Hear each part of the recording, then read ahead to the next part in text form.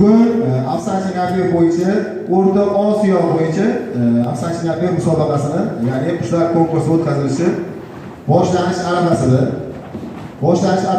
Ochilish qilishdan oldin, boshlig'imiz ishdan oldin faqatgina bitta narsaga kelishib olaylik, hurmatli xotin-qizlar, ishqibozlar. Men aytmoqchi bo'layotganligim, hakamlarimiz uchtasi bir joyda o'tiribdi.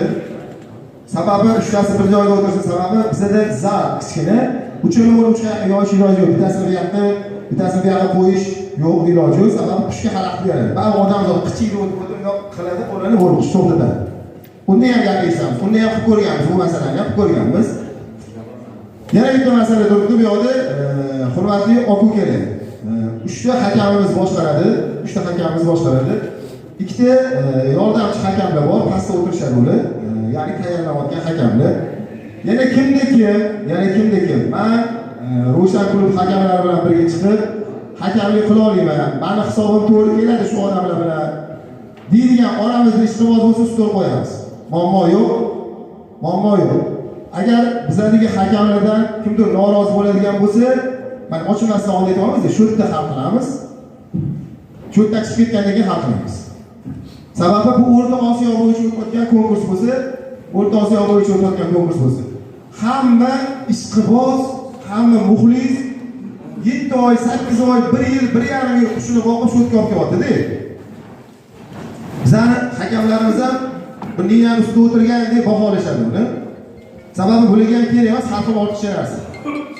Shu sababdan qanaqadir xato kamchilik bo'ladi. Sababi bandamiz, bexato faqat Robbimiz. Xato kamchilik hammamizda bo'ladi. Pastda o'tirib, hakamning ishini hal qilish bu oson-da. Lekin bankga chiqqanda qush bitta o'tadi.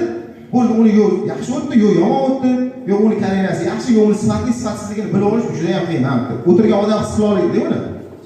Pastda o'tirsa eshitilaveradi, lekin bu yoqda mas'uliyat bor. Shuning uchun sizlardan faqatgina iltimos qilaman, hakamlarni konkurs tugagandan keyin yarim soat, 1 soat shu o'tamiz inshaalloh. Shu yerda hal qilamiz. Eshikdan chiqamiz, bo'ldi. Ro'shan klub haqida to'xtaydi, faqatgina yutuqlarimiz haqida gapiramiz. Sababi hammamiz muxlismiz, biz ham muxlismiz. Ro'shan klubning o'zini qushlari yutadi-da. Yaxshi qush bo'lmagan yutadi-da.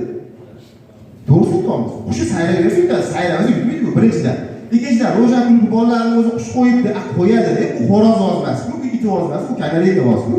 Kanareykaning ishi ozmas-ku. U ham o'sha masjidga qush qo'yish uchun qush boqyapti bu ham. Lishda men qo'ymayman qush. Hakamlarimizning qushi yo'qmi? Yo'q. Hakamlarimizning qushi yo'q.